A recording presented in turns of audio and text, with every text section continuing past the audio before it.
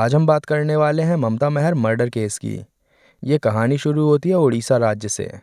यहाँ कालाहांडी जिले में महालिंग नाम का एक छोटा सा गांव है। यहीं पर सनशाइन इंग्लिश मीडियम स्कूल है। अक्टूबर 2021 की बात है।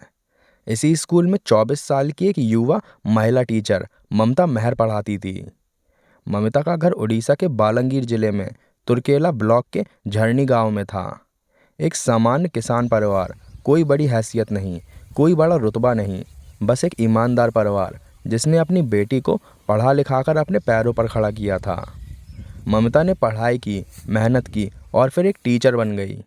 वो सनशाइन इंग्लिश मीडियम स्कूल में महालिंग कालाहांडी में बच्चों को पढ़ाती थी।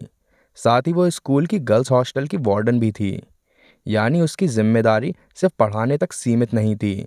वो उन बच्चियों की देखभाल भी करती थी जो दूर दूर से आकर उस हॉस्टल में रहती थीं। ममिता मेहनती थी, सच बोलने वाली थी और गलत चीज़ों को बर्दाश्त नहीं करती थी। वैसे तो ये सारी खूबियाँ बहुत ही अच्छी हैं, पर यही शायद उसकी सबसे बड़ी कमजोरी भी थी। स्कूल के मालिक थे गोविंद साहू, उम्र 54 साल। स्कूल के प्रमोटर, मालिक और मैनेजिंग कमेटी के प्रेसिडेंट थे वो। महालिंग में उनका अच्छा खासा दबदबा था। स्कूल भी था, जमीन भी थी और राजनीतिक कनेक्शंस भी थे। वो उस वक्त की उड़ीसा सरकार में सत्ताधारी पार्टी बीजेडी के करीबी माने जाते थे और उनके उस वक्त के होम मिनिस्टर दिव्या सिंह मिश्रा से बहुत करीबी संबंध थे। 8 अक्टूबर 2021 कोरोना का वक्त चल रहा था।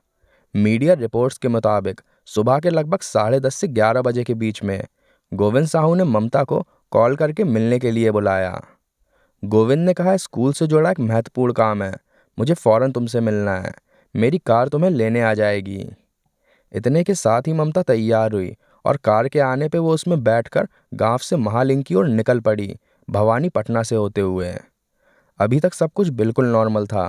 ममता ने पहले भी कई बार गोविंद की कार में सफ़र किया था, तो ये कोई अलग बात नहीं थी। लेकिन उसे नहीं पता था कि वो एक जाल में जा रही है और आगे उसके साथ क्या क्या होने वाला है। 8 अक्टूबर 2021 सुबह के करीब 11 बजे ममता महर चंदोदारी पहुंची, जहां गोविंद साहू की कार खड़ी थी। वो कार में बैठी और स्कूल के लिए निकल गई। ममता ने घर में कहा था कि वो शाम तक वापस आ जाएगी, लेकिन शाम हुई, फिर रात हुई। घर वाले इंतज़ार करते रहे, लेकिन ममता वापस नहीं आई। परिवार को चिंता होने लगी। उन्होंने ममता के मोबाइल फ़ोन पर बार बार कॉल किया, लेकिन फ़ोन स्विच ऑफ आ रहा था। एक बार नहीं, 10 बार नहीं, बार बार ट्राई किया, हर बार वही जवाब, फ़ोन बंद। परिवार में घबराहट का माहौल बन गया। अगले दिन 9 अक्टूबर की सुबह हुई, लेकिन ममता का कोई अता पता नहीं था। परिवार ने तलाश शुरू की। पहले उन्होंने ममता की सहेलियों से पूछा, फिर रिश्तेदारों से पूछा, सहकर्मियों से पूछा, कहीं से भी उन्हें कोई जानकारी नहीं मिली। फिर परिवार सीधे सनशाइन इंग्लिश मीडियम स्कूल पहुंचा। वहां वो गोविंद साहू से मिले। साहू ने बड़े आराम से कहा, चिंता मत करो, ममता ठीक है, जल्द ही लौट आएगी। मैं खुद मंत्री जी से बात करूंगा, सब कुछ ठीक हो जाएगा। गोविंद साहू ने परिवार वालों को भरोसा दिलाया, लेकिन परिवार वालों को भरोसा नहीं हुआ। उन्होंने अपनी तलाश जारी रखी। परिवार ने लोकल बस स्टैंड और आसपास के इलाकों में भी पूछताछ की। झरनी गांव के बाहरी इलाकों के रिश्तेदारों के घर भी देखे। जहां जहां ममता जा सकती थी वहां वहां पता किया, लेकिन कहीं कोई सुराग नहीं मिला। परिवार समझ गया कि अब पुलिस के पास जाना ही होगा। 9 अक्टूबर को ही परिवार ने फैसला कर लिया, पुलिस स्टेशन जाएंगे, एफआईआर दर्ज कराएंगे और ममता को ढूंढ कर रहेंगे। 9 अक्टूबर 2021 की शाम परिवार पहुंचा केव गांव पुलिस स्टेशन, कालाहांडी जिले में, वही इलाका जहां स्कूल था। परिवार ने पुलिस को सारी बात बताई। ममता का लापता होना, आखिरी बार कहाँ देखा गया, गोविंद साहू की कॉल, कॉल पर स्कूल बुलाना, ममता को लाने के लिए कार भेजना और सब कुछ जो भी हुआ था।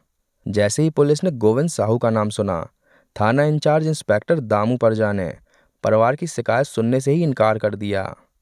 परिवार को बहला फुसलाकर थाने से बाहर कर दिया गया।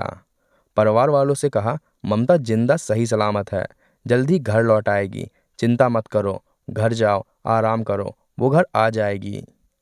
एक जवान लड़की के लापता होने का मामला था, उसके साथ कुछ भी हो सकता था, लेकिन पुलिस ने उसे बिल्कुल भी सीरियसली नहीं लिया।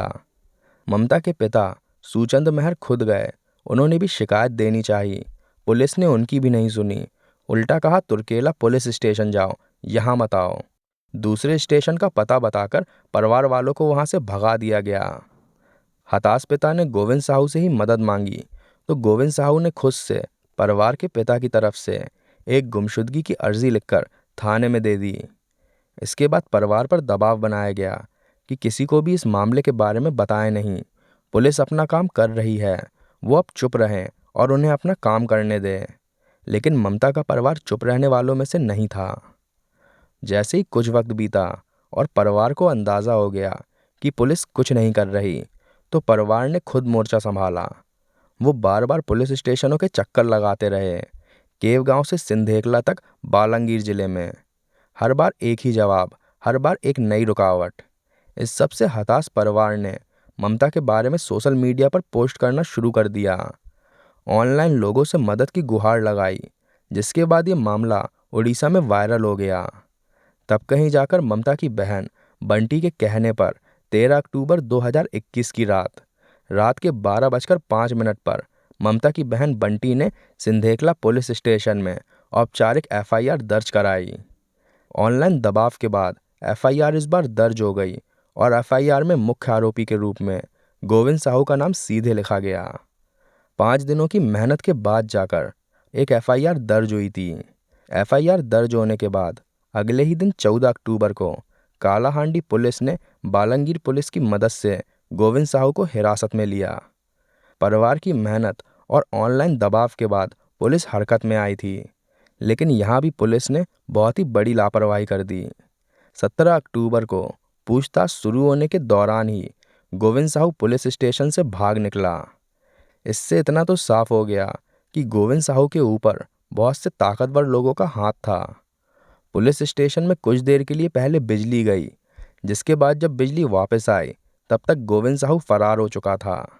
लेकिन पुलिस पर बहुत दबाव था, जिसके चलते पुलिस ने जल्दी एक्शन लिया और 19 अक्टूबर को ही गोविंद साहू को दोबारा से पकड़ लिया गया। और उसी दिन कुछ और भी हुआ, एक ऐसा खुलासा जिसकी पुलिस को काफ़ी वक्त से तलाश थी। 19 अक्टूबर 2021 पुलिस ने सनशाइन इंग्लिश मीडियम स्कूल के पास बनने वाले स्टेडियम और प्लेग्राउंड में खुदाई शुरू की और वहां से बरामद हुई ममता महर की जली हुई, टुकड़ों में कटी हुई लाश।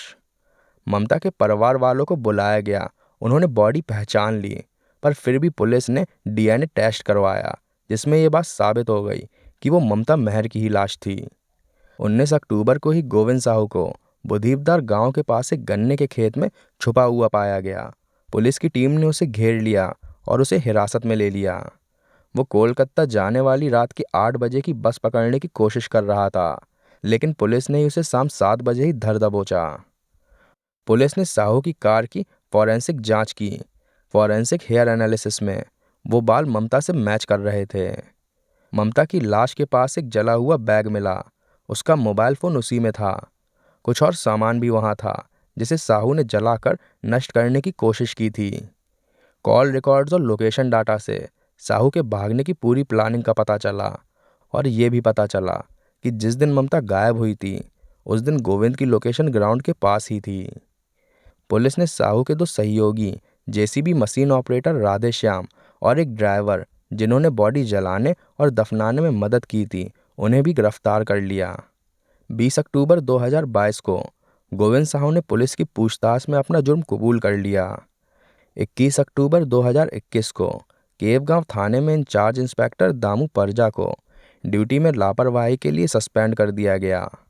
ये वही अधिकारी था जिसने परिवार को थाने से भगाया था। जांच के दौरान पुलिस ने गोविंद साहू का पूरा बैकग्राउंड खंगाला। पता चला कि साहू महालिंग में स्कूल और कॉलेज चलाता था, जमीन का मालिक था और इलाके में काफ़ी अच्छी पकड़ थी। गोविंद साहू के राजनीतिक संबंध इतने अच्छे थे कि इलाके के कई बड़े राजनीतिक दिग्गज उसके स्कूल के प्रोग्राम और फंक्शंस वगैरह में आते थे। वो रात भर वहीं रुकते थे, गर्ल्स हॉस्टल के पास वाले कुछ खाली कमरों में। पुलिस को ये भी पता चला कि उसके 4 बेटे थे और उसकी एक बेटी थी। गोविंद साहू को राजनीतिक संरक्षण प्राप्त था, उस वक्त के होम मिनिस्टर दिव्या सिंह मिश्रा का। जांच में ये भी पता चला कि गोविंद साहू के कई एक्स्ट्रा मैरिटल अफेयर्स भी चल रहे थे। 19 अक्टूबर 2021 की गिरफ्तारी के बाद पुलिस ने गोविंद साहू से पूछताछ शुरू की। 21 अक्टूबर 2021 को पुलिस इंटेरोगेशन में गोविंद साहू ने अपना जुर्म कबूल कर लिया। उसने बताया कि 8 अक्टूबर 2021 को सुबह के करीब 11 बजे के आसपास उसने ममता को चंदोतारा में अपनी कार में स्कूल के जरूरी काम से बुलाया था। कार में दोनों बैठे भवानीपटना से केव गांव की तरफ जाते हुए रास्ते में दोनों के बीच में बहस हुई। बात बढ़ी, तनाव बढ़ा और फिर साहू ने कार में ही ममता का गला घोंट दिया। फिर साहू ने बॉडी को कार में ही छुपा दिया। सारा दिन बॉडी कार में ही रही। फिर शाम को अंधेरा होने के बाद स्कूल के पास जो स्टेडियम बन रहा था, बॉडी को वहां ले गया। वहां बॉडी को छोटे छोटे टुकड़ों में काटा गया ताकि आसानी से जल सके। फिर काटने के बाद उन टुकड़ों को जला दिया गया। अवशेष ठीक से नहीं जले थे, इसीलिए सहयोगियों की मदद से जेसीबी से एक गड्ढा खोदा गया और टुकड़ों को उसमें दफना दिया गया। ममता का बैग, मोबाइल फ़ोन और सारा सामान भी जला दिया गया ताकि कोई सबूत ना बचे। ज़्यादातर सामान तो जल गया था, पर जो नहीं जल पाया उस सामान को बॉडी के साथ ही दफना दिया गया। पुलिस को ये तो पता चल गया था कि मर्डर कैसे हुआ, पर आखिर हत्या की वजह क्या थी पुलिस को ये अभी भी नहीं पता था। तो पुलिस ने उससे वजह पूछी, जिसके बाद गोविंद साहू ने बताया कि ममता को उसके एक्स्ट्रा मैरिटल अफेयर्स का सबूत मिल गया था। वो इसे सबके सामने लाने की धमकी दे रही थी। साहू के 4 बेटे थे, एक बेटी, परिवार था पूरा, समाज में इज्जत थी और राजनीतिक रुतबा भी था। उसे डर था अगर ममता ने सच बोल दिया तो सब कुछ बिखर जाएगा। हत्या के कुछ दिन पहले उस वक्त के होम मिनिस्टर दिव्या सिंह मिश्रा ने रायपुर छत्तीसगढ़ में ममता और गोविंद साहू को बुलाकर समझौता कराने की कोशिश की थी। वो चाहते थे कि ममता चुप रहे, विवाद खत्म हो जाए, लेकिन ममता नहीं मानी। साहू ने बताया उसने एक बार ममता से कहा था, मंदिर जाकर कसम खाओ कि मेरे बारे में किसी को कुछ नहीं बताओगी, लेकिन ममता ने साफ इनकार कर दिया और यही इनकार साहू को बर्दाश्त नहीं हुआ। उसने मन में ठान लिया कि वो ममता को जिंदा नहीं छोड़ेगा और फिर मर्डर प्लान करके उसे अंजाम दिया। गोविंद साहू ने पुलिस को बताया तो था कि मर्डर की वजह ममता को उसके एक्स्ट्रा मैरिटल अफेयर्स का पता चलना था, पर पुलिस को यकीन नहीं हो रहा था कि बस इतनी सी वजह थी, क्योंकि अगर सिर्फ ऐसा होता तो भला खुद होम मिनिस्टर क्यों मामला सुलझाने की कोशिश करता। जिसके बाद पुलिस ने गोविंद से सख्ती से पूछताछ की। पहले तो गोविंद हिचकिचाया, पर दबाव ज़्यादा पड़ने पर वो टूट गया। फिर गोविंद साहू ने पुलिस को बताया कि ममता को स्कूल में चल रहे सेक्स रैकेट की जानकारी हो गई थी। स्कूल में नाबालिग लड़कियों का शोषण किया जा रहा था और उन्हें चुप रखने के लिए उन्हें धमकाया जाता था। गोविंद साहू के राजनीतिक दोस्त अय्याशियाँ करने के लिए स्कूल आया करते थे। स्कूल फंक्शंस में वो चीफ गेस्ट बन के आया करते थे। फिर वो रात भर वहीं रुकते थे, गर्ल्स हॉस्टल के पास। ममता सिर्फ स्कूल की टीचर नहीं थी, बल्कि वो गर्ल्स हॉस्टल की वार्डन भी थी। उसे पता होता था कि कौन सी लड़की कहाँ होती थी। तभी एक रात उसने नोटिस किया कि हॉस्टल की एक खूबसूरत लड़की गायब है। पता करते हुए ममता गर्ल्स हॉस्टल के पास वाले कमरों में पहुंची। मीडिया रिपोर्ट्स के मुताबिक वहां पर उसने देखा कि कमरे के अंदर एक नाबालिग लड़की नग्न अवस्था में थी और एक राजनीतिक बाहुबली जबरन उसके नाजुक अंगों से छेड़खानी कर रहा था। ममता ये सब बर्दाश्त नहीं कर पाई और उसने गोविंद साहू को सब कुछ बताया। गोविंद साहू ने उसे एक्शन लेने का आश्वासन दिया, पर बाद में कुछ नहीं हुआ। जिसके बाद ममता ने चीज़ें अपने हाथ में लेने का फैसला किया। ममता ने हॉस्टल की और लड़कियों से बातचीत की, जिसके बाद उसे एक पूरे सेक्स रैकेट के बारे में पता चला, जो कि पूरे स्कूल में फैला हुआ था और नाबालिग स्कूल छात्राओं को शिकार बनाता था। लड़कियों का बलात्कार करने के बाद उन्हें डराया धमकाया जाता था ताकि वो चुप रहें और बाहर अपना मुंह न खोलें। इस बात के सामने आने के बाद ममता ने सच सामने लाने की ठान ली। तभी कोरोना शुरू हो गया और गोविंद साहू को थोड़ा वक्त मिल गया, जिसमें उसने और उसके राजनीतिक दोस्तों ने मामला दबाने की कोशिश की। हत्या के कुछ दिन पहले उस वक्त के होम मिनिस्टर दिव्या सिंह मिश्रा ने रायपुर छत्तीसगढ़ में ममता और गोविंद साहू को बुलाकर समझौता करने की जो कोशिश की थी, वो भी इसी मामले को दबाने के लिए की थी। ममता को मुंह मांगी कीमत देने का वादा भी किया गया था, पर ममता चुप रहने को तैयार नहीं थी। इस बात ने गोविंद साहू को अंदर तक डरा दिया। इसी भय में गोविंद साहू ने ममता की जान ले ली। सारा सच सामने आने के बाद गोविंद साहू पर चार्जशीट दाखिल की गई। आईपीसी की धाराएं लगाई गईं। धारा 302 हत्या, धारा 201 सबूत मिटाना, धारा 120 बी और अन्य धाराओं के तहत चार्जशीट फाइल करी गई। परिवार चाहता था कि फांसी की सजा हो, लेकिन ट्रायल शुरू होने से पहले ही कुछ और हो गया। 20 अक्टूबर 2022 कांताबाजी सब जेल, बालंगीर जिले में जेल में गोविंद साहू मृत पाया गया। आधिकारिक बयानों के तहत उसने आत्महत्या कर ली, फांसी लगाकर, लेकिन साहू के परिवार ने इसे मानने से इनकार कर दिया। साहू की पत्नी और बेटी लिपिका ने आरोप लगाया यह आत्महत्या नहीं थी, उन्हें मारा गया है राजनीतिक दबाव में, ताकि राज न खुल सके। उनका मानना है कि अगर जांच गहराई से होगी तो कई बड़े बड़े नेताओं का, राजनीतिक बाहुबलियों का नाम सामने आएगा, जिन्होंने नाम सामने आने के डर से गोविंद साहू को जेल में मरवा दिया।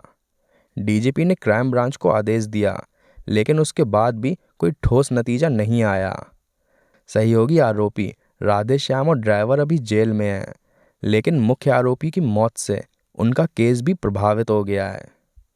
सितंबर 2025 में साहू की पत्नी और बेटी लिपिका ने ओडिशा के मुख्यमंत्री मोहन चरण मांझी से मुलाकात की। उन्होंने सीबीआई जांच की मांग की, कहा कि उनकी पिता की मौत एक साजिश थी। इसके बाद ममता के परिवार ने भी सीबीआई जांच की मांग उठाई। मुख्यमंत्री ने न्याय का आश्वासन दिया, केस दोबारा खोलने की बात कही। जांच अभी के लिए सीआईडी सीबी के पास है, लेकिन सीबीआई को ट्रांसफर की मांग जोर पकड़ रही है। ममता मेहर का परिवार अभी भी लड़ रहा है। उनकी मांग है जो भी इस मामले में शामिल थे उन सबको सज़ा मिले। फिलहाल के लिए ये मामला अभी भी चल रहा है और आखिरी फैसला आना अभी बाकी है।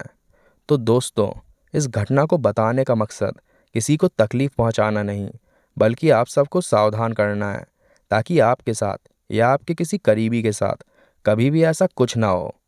आपके क्या विचार हैं इस केस के बारे में, हमें कमेंट करके बताइए। अगर आपको हमारी ये मेहनत पसंद आई हो तो वीडियो को लाइक करिए, शेयर करिए और चैनल को सब्सक्राइब करना ना भूलिए। धन्यवाद।